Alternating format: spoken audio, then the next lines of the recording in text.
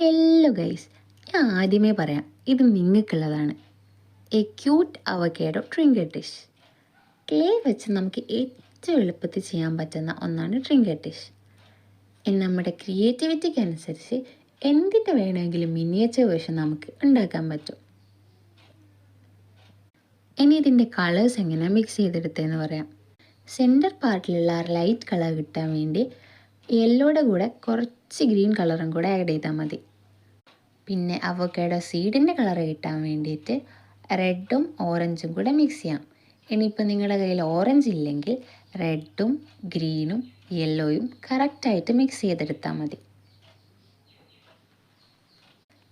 ഇനി നമ്മുടെ outer portion direct green colour അടിക്കാം, അല്ലെങ്കിൽ കുറച്ച് യെല്ലോ കൂടെ കൂട്ടിയിട്ട് നമുക്ക് പെയിൻറ്റ് ചെയ്യാം.